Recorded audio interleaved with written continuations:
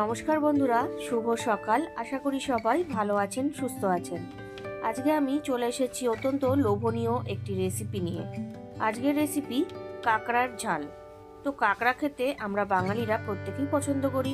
তো এই কাঁকড়ার ঝাল কিভাবে খুব সহজেই আমি বাড়িতে রেডি করছি সেটাই আজকে আপনাদের সাথে শেয়ার করে নিচ্ছি। তো এই কাঁকড়ার ঝালের জন্য আমি এখানে 4 পিস মিডিয়াম সাইজের কাঁকড়া নিয়ে নিয়েছিলাম।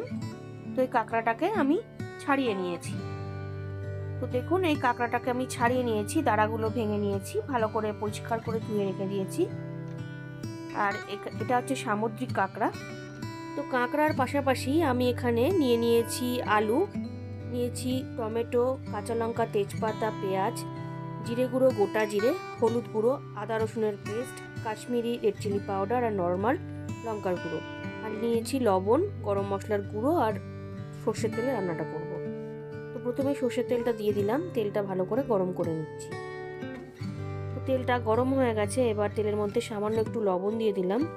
লবণ দিলে কি হয়, তেলটা বা মাছ দেওয়ার পরে তেলটা ছিটকাবে না। তো এবার কাঁকড়াগুলো আমি যেগুলো পরিষ্কার করে রেখে দিয়েছিলাম ধুয়ে, সেগুলো দিয়ে দিলাম। এই কাঁকড়ার ঝাল খেতে তো আমার খুবই ভালো লাগে। আপনাদের কাদের কাদের এই কাঁকড়ার ঝাল খেতে ভালো লাগে আমাকে অবশ্যই কমেন্টের দ্বারা জানাবেন। তো কাঁকড়াটাকে আমি একটু হালকা করে ভেজে নেব, খুব বেশি ভাজবো না। তো মোটামুটি 5-6 মিনিট আমি কাঁকড়াটাকে ভেজে নিয়েছি, এর থেকে বেশি আমি আর ভাজবো না। এবার কাঁকড়াটাকে তুলে নিচ্ছি। আপনারা চাইলে কাঁকড়াটা এর থেকে বেশি ভাজতেও পারেন, কিন্তু আমি এর থেকে বেশি ভাজবো না। তো দেখুন, মোটামুটি কাঁকড়াটাকে তুলে নিলাম আমি। আর আমি তেল কিন্তু চেঞ্জ করব না, এই তেলেই আমি বাকি রান্নাটুকু করে নেব। তো এবার কাঁকড়া ভাজার তেলের মধ্যে আমি একটা তেজপাতা, 1/2 টিস্পুন গোটা জিরে দিয়ে দিলাম। দিয়ে ফোড়নটাকে 1-2 সেকেন্ড একটু নেড়ে নিচ্ছি। 1-2 সেকেন্ড বাদে আমি স্লাইস করে রাখা পেঁয়াজটা দিয়ে দিচ্ছি। এখানে 2টো মিডিয়াম সাইজের পেঁয়াজ স্লাইস করে নিয়েছি।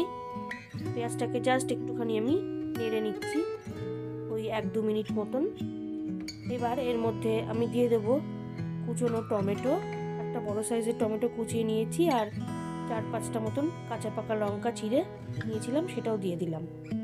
পেঁয়াজ, টমেটো, কাঁচা লঙ্কা, তেজপাতা মোটামুটি ভেজে নিয়ে তারপরে আলুটা দিয়ে বেশ কিছুক্ষণ ভেজে নিতে হবে। খুব বেশি লাল করব না, ওই পেঁয়াজ টমেটোর সঙ্গে মোটামুটি আমি একটুখানি আলুটাকে ফ্রাই করে নিচ্ছি। 5-6 মিনিট আলুটাকে ভেজে নেওয়ার পরে আমি এর মধ্যে দিয়ে দেবো এবার আদা রসুনের পেস্ট। আমি এখানে 1 টেবিল স্পুন আদা রসুনের পেস্ট দিয়ে নিয়েছি। দিয়ে এবার মশলার সঙ্গে আলুটাকে একটু আমি কষিয়ে নেব। আলুর সাথে আদা রসুন দিয়ে আমি মোটামুটি কষিয়ে নিয়েছি, কাঁচা ভাবটা কিন্তু চলে গেছে। এবার 1/2 টিস্পুন হলুদ গুঁড়ো দিলাম, দিয়ে দিচ্ছি 1/2 টিস্পুন শুকনো লঙ্কার গুঁড়ো। আমি এখানে ঝাল শুকনো লঙ্কাটা দিলাম। তার পাশাপাশি দিয়ে দিলাম 1/2 টিস্পুন জিরে গুঁড়ো আর 1 teaspoon Kashmiri red chilli powder, just কালারের জন্য। আর দিয়ে দিচ্ছি পরিমাণ অনুযায়ী লবণ।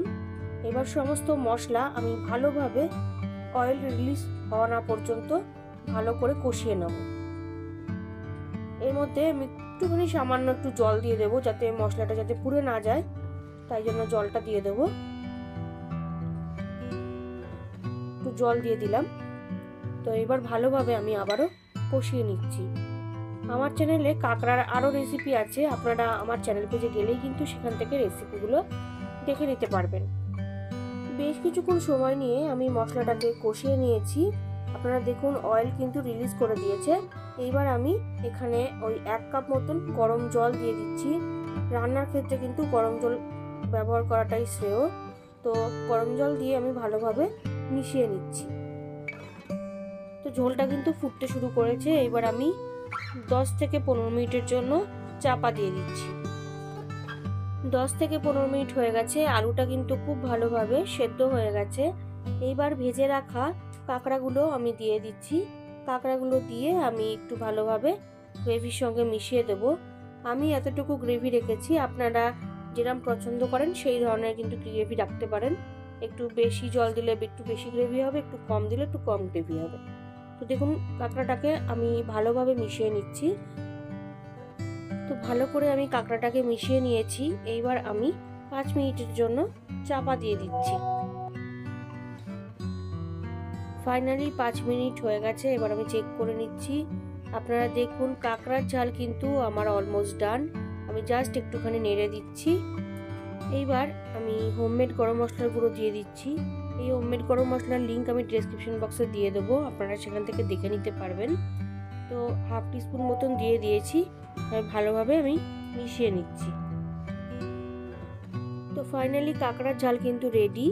আজকের এই রেসিপি আপনাদের কেমন লাগলো আমাকে অবশ্যই কমেন্টের দ্বারা জানাবেন, আর ভালো লাগলে অবশ্যই লাইক কমেন্ট করতে ভুলবেন না। এবার আমি এটা গরম গরম সার্ভ করব। আজকের রেসিপি কাঁকড়ার ঝাল আমার রেডি। ভালো লাগলে বাড়িতে অবশ্যই ট্রাই করবেন ও টেস্টের আনন্দ নেবেন। তার পাশাপাশি লাইক শেয়ার কমেন্ট করতে ভুলবেন না। আর নতুন বন্ধুরা যারা এখনো পর্যন্ত আমার চ্যানেলটিকে সাবস্ক্রাইব করেননি, তারা আরও ভালো ও নতুনত্ব রেসিপির জন্য রান্নার রহস্যকে অবশ্যই সাবস্ক্রাইব করবেন। ধন্যবাদ।